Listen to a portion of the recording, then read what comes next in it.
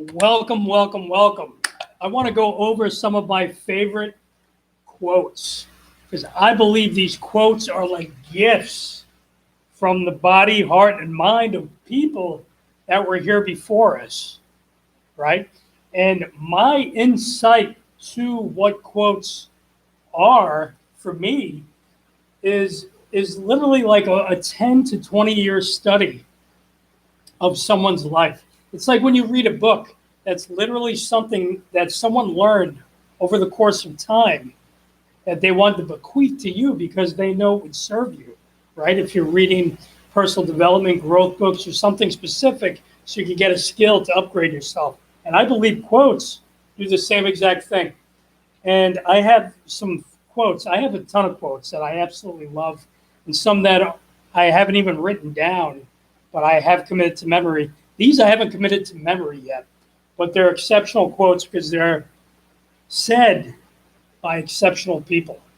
And we all hear quotes, we all hear them until we really listen carefully to what is underneath the quote. What is the substance of the quote?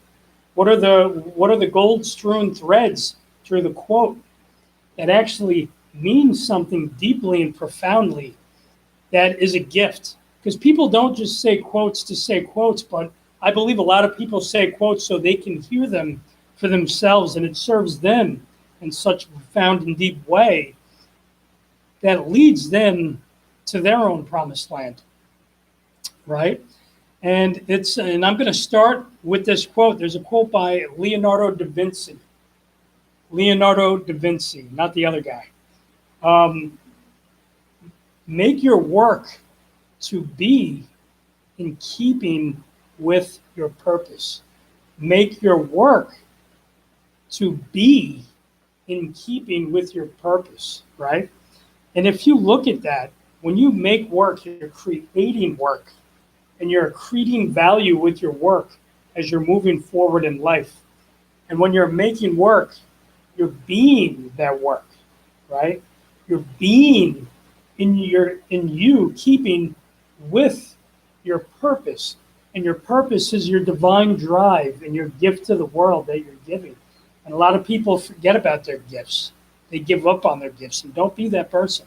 If you're listening to this and you've given up on your gift, get back at it, man. Yes, it's going to be hard. It is going to be difficult, but it's going to be worthwhile when you get there, right? So that was my first quote by Leonardo da Vinci. Make your work to be in keeping with your purpose. Powerful. Second quote, the world makes way for the man who knows where he is going. The world makes way for the man or woman that knows where he is going. Think about that. That's by Ralph Waldo Emerson. Ralph Waldo Emerson. And that's a phenomenal thing. Think about that, right? When you are intentional about what you're doing and you don't take no for an answer. You look at great people. Like I was just watching The Last Dance with the Chicago Bulls and watching what those guys went through, and Michael Jordan, right? He was just such a leader. He was just he led his team to victory, regardless of who was around him. He was determined, man. And that's saying the world makes way for the man who knows, one man who knows where he or she is going, right? It's phenomenal. It's exceptional. And it's divine if you really think about that. Whatever your beliefs are, everybody has so many different beliefs. But whatever you believe, if you always believe in higher good, you believe in greatness. You believe in the service of purpose. And here's another great quote by Benjamin Franklin, one of the founding fathers of, the United States. Genius is nothing. I just realized I did not have my microphones in. That's okay. Genius is nothing but a greater aptitude for patience. Genius is nothing but a greater aptitude for patience. Think about that one. Genius is nothing but a greater aptitude for being patient. If you can be patient and grow patience. And patience is sometimes not letting your emotional wherewithal take over you, right? Which a lot of people do, right? They auto respond instead of thinking. And in my last video, I talked about thinking is to humans as swimming is to cats, right?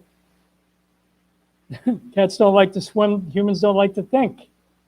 But when you do, you're activating a newer part of your brain that brings you towards a future, right? In that neocortex.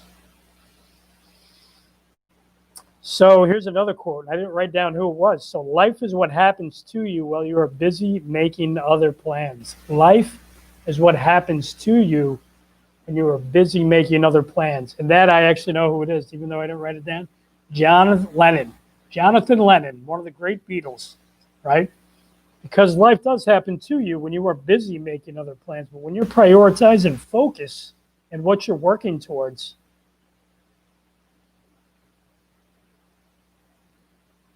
it's what I'm thinking is it's happening for you now. It's not just happening to you, it's happening for you and because of you. Because of you. You're making these inner decisions. You're making these inner, decisions of cutting loose and focus, right? With your inner spirit, your inner, what the ancient Greeks called your daimon. Your daimon. And another great book that I read, and that has this, I've known about this for years, even way before this book, but there's an inner spirit, that you have to answer that call. There's a call, there's a whisper that we all have, and it's in us, it's innate to us.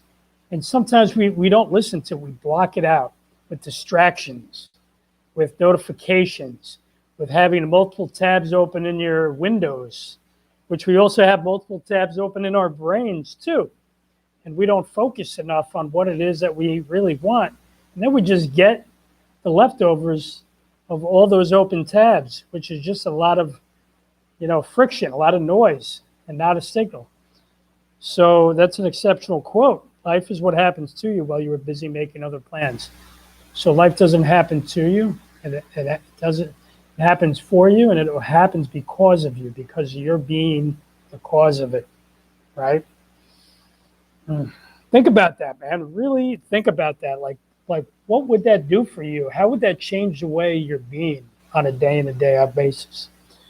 So awesome. This is by Booker T. Washington. Excellence is to do a common thing in an uncommon way. Excellence is to do a common thing in an uncommon way.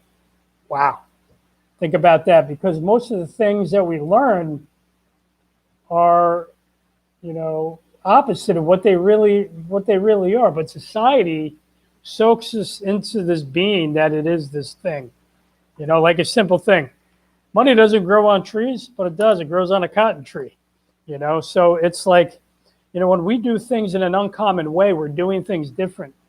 And not just to be different, but maybe we really own ourselves, and we're looking to do what everybody else isn't doing, so we can create a better way, a better, more profound way, because we are owning who we're being and what we're doing and what we're having by thinking in a different way, in an uncommon way. I love that.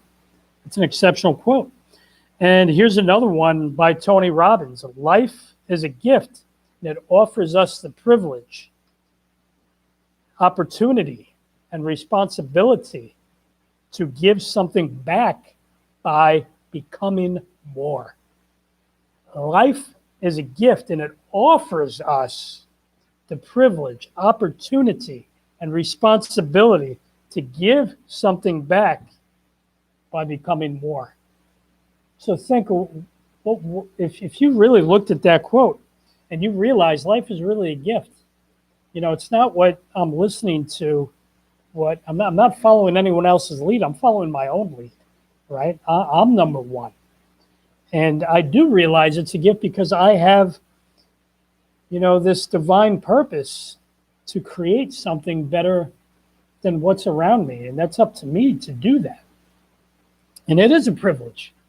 I do have privileges. I have opportunities all around me. You have opportunities all around you to give your gifts to the world and what you want to do with this one great life and your responsibility. You have to be 100% responsible for your life. So important. 100% responsibility for your life, and make the best of it that you can. No one else is going to do it for you. And to give something back, and you're giving something back by becoming more than what you currently are. Because life is about having a growth mindset. Not a fixed mindset, but a growth-oriented mindset where we're in stages of growth. And if you look back on life, we were this little sperm and egg and zygote, and then become a baby, a child, a teenager, a man, an older man. I'm a midlife man, whatever that is for you. But we develop, and it's our choice to get better. It's the choices that we make in life to get better, that we are not just, this is it, right? It's up to us to get better by the end of our life. We have all these different stages in our life to get better so that we can develop and we can grow and we can connect and we can get deeper and we can learn how to tame some of these emotions, right? That are energy and motion that are either giving us what we want or giving us what we definitely don't want, right? But thinking about it and taking the time to really think about it, right? So these quotes, if you have a pen and paper, write these down. Write these quotes down and think what they would do for you on a different level. You know what I mean? Like if you actually wrote these quotes down and carried them on a note card and you looked at them in your time of need, because you know what? That's something I do. I look at these quotes and I'm like, you know what? I want to read this because this is my theme of today. How I'm doing everything. I have fun. I gamify my life, right? So I'll write down quotes. I'll pull them out of my pocket. I'll read them, whatever, in the bathroom, or I'll read them, when I'm sitting in a car having a moment, and I'll look at that, like that last one, life is a gift, and it offers us privilege, a privilege. Look up that definition. An opportunity, choices, multiple choices, sometimes too many choices, and it can be quicksand. But then when we focus in on that choice, it's an opportunity. And then our responsibility, our response, and our ability, not our reactability, but our response and our ability to that response, right? Which is usually the gap where we're actually doing all the thinking. And then we make the most appropriate decision. Sometimes it's not an appropriate decision. Sometimes you just make a brash decision because you just gotta make that brash decision. Sometimes that's what you have to do, right? And and then the consequences, right? They're either ordinary or extraordinary, but you got feedback from it. Or maybe you got the thing that you wanted. But then you give something back by becoming more. By becoming more. That's phenomenal. And, I have another quote that stumbling blocks turn into stepping stones, because that is the majority of my life work with people, right? Like guiding people to where they want to go. It's a stumbling block at first, whatever it is, like putting or discovering your dream business and niching down and being an expert in your niche. So I only work with experts or people who really want to become an expert. That's another thing. I'll do that. But if they're an expert in their niche and they want to become an authority, and then they want to start, grow, launch, and scale their business, that is my expertise. Because I grew up, I had a father that had multiple businesses, so many he couldn't handle. But the thing is, I learned and earned to learn from those experiences, then realized that they're all systems. They're all systems that need to be developed. And one key has to be turned at a time for it to ignite. You can't turn all the keys at the same time, but you got to turn one thing at a time until complete. It's something I learned along my way, right? And a quote that's coming to mind, and I'm going to butcher it, is by Friedrich Nietzsche. And it's a book called Thus Spoke Zarathustra. And most of us, we do things because others influence us. Instead of integrating what we want to become, we integrate the environmental cues around us that keep us safe and sound. And that's sometimes not what you need. You got to really be divine for yourself. And that quote is, I believe there are two people walking. I read this book so long ago, I got to reread it again. But two people were walking, and it's just like a philosopher's quote. Like this guy's like, which way is your way? And the guy, I guess, on the lower path saying, my way is that way. Which way is your way? He says, that way is my way. That's the way I'm going to go. So you have to figure out what your way is, right? And your way. And when I say the word way, I'm not saying W-E-I-G-H. I'm saying W-A-Y as your way, your teleological focus on what you intentionally want to become, right? Because we are teleological beings. As human beings, we have the logic to dictate, to focus on something, on one thing, and get really good at it and become exceptional at it. And then it bears fruit to everything else, right? Just think about that for you. What could that thing be? What could that teleological way of being, who you're being, what you're doing, and what you're having, right? With strong focus and intent. And sometimes saying no to things around you so you can focus on what you want. Being a leader of yourself, lead yourself first, So I hope those quotes were exceptional. They helped and formed something in your mind by listening to me, that they can help you and serve you in some profound and deep way. That maybe it soaks to the core of your bones. It soaks to who you want to become.